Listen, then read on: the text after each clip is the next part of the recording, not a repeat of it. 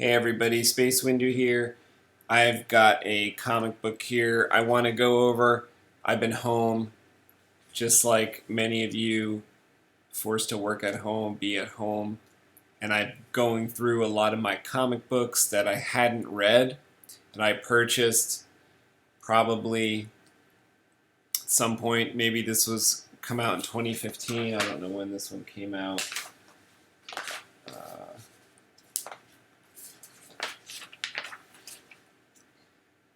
This one came out August 2016. It is The Force Awakens #1. You got some art on the cover with the Millennium Falcon, Rey, Finn in the background, BB-8. This issue moves way too fast. This is mostly a commentary on the writing. The writer for this is Chuck Wendig. I can't believe that someone could take credit for actually writing this, because this is exactly the phrases and the dialogue from the movie, The Force Awakens. I just actually can't believe that somebody would claim credit for the exact same dialogue. You know, back when you would read a novelization for a movie, you would actually get kind of some new information, some different information. You would get some perspective, maybe a different viewpoint, because you could get thoughts, because you could get different characters' viewpoints, maybe take a longer time. This is issue #1 for the Force Awakens movie, but this issue takes you all the way through. They're running toward the Millennium Falcon. So even though this is kind of like the beginning of the movie, this is a pretty thick issue. So they give you a lot of pages here. The art isn't bad. But the problem is that the dialogue is exactly the same as the movie. So I'm not sure where the creativity came into play here, other than to actually rush the entire story along, where the problem here is you're expected to have seen the movie. Now, of course, everyone saw The Force Awakens. Everyone that's going to purchase this comic book saw The Force Awakens. I'm guessing, especially if it's around this time, 2016, 2017, 2018. I'm reading this in 2020. I saw The Force Awakens back in 2015. I'm sure a lot of people saw the movie in the theater or have seen it by now. And just the pompousness to assume and to require that you had seen the movie, and because of the pace, because of the pace at what the way everything's moving in this comic, it's you have to have seen the movie. But with that requirement, why would you use the exact same phrases and dialogue from the movie when you know the way that you've done this comic that everyone had seen the movie? It's such the lazy way out, and such a rushed comic, the way it plays out, and there's nothing at all added.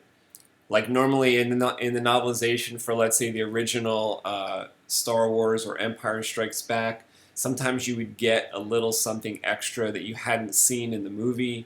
You would get a little bit of extra details, a little bit of extra thoughts from people, and some extra leads of what the characters were facing, what was going on, and maybe some hints of what was going to happen that you didn't get from the movie. And this comic does absolutely nothing of that sort. It takes zero liberties. I don't know whose decision that was, whether they told the writer you have to adhere by the exact dialogue from the movie. But at that same point, if that was the instructions, why hire a writer in the first place? it just doesn't make sense to me. What just to sort out, just to shorten, um, rather than expand some of this stuff, was actually shortened.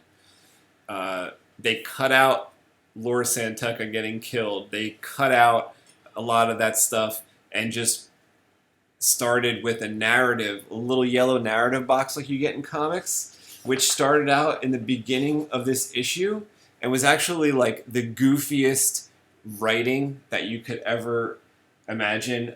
Just trying to go through and explain the different characters. This is FN 2187. The blood in his helmet belonged to his friend, FN 2003. And it started to introduce the characters, which is fine. I guess that's the one thing the writer had to do. Then once you get toward the middle and toward the end of the book, it stops.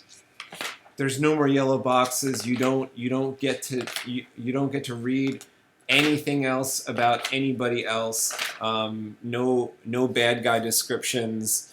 No more yellow boxes once you get to the middle of the book. So it's just incredibly terrible. I know it's a couple years later, but if you were thinking about reading this book, this comic book here, #1, or trying to collect these Force Awakens issues, from the look of this first one, I definitely wouldn't.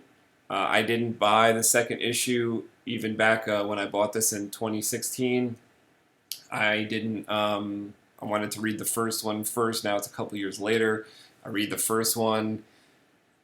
Crazy terrible.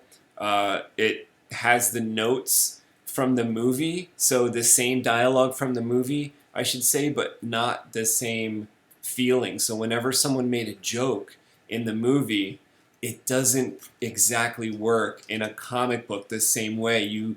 That's what I mean. They had expected you to see the movie, get the performance of the actor who made the joke, and then carry that back to the comic, and for the joke to work in the comic. And guess what? It never did in this comic. They tried to make 3 or 4 jokes similar or exactly the same dialogue to the movie, and it doesn't work here. It's all rushed. The actors' portrayal's not in this. They should have had different dialogue slightly for the comic, just because it's a comic, and the script from a movie doesn't exactly work for a comic.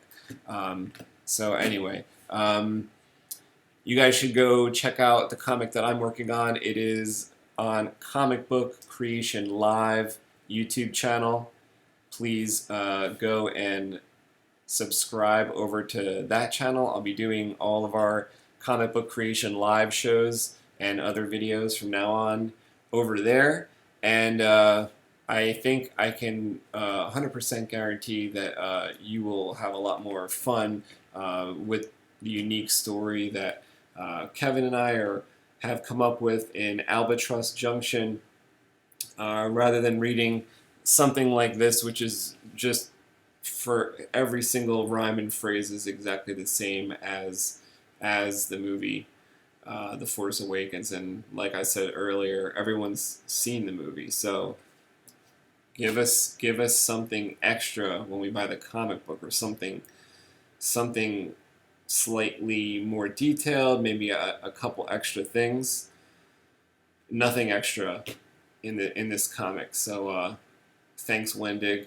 There's nothing extra in this comic book. Not worth getting. Terrible, terrible, terrible, terrible. Art's not bad. Writing, non-existent. Nothing added. Don't buy it.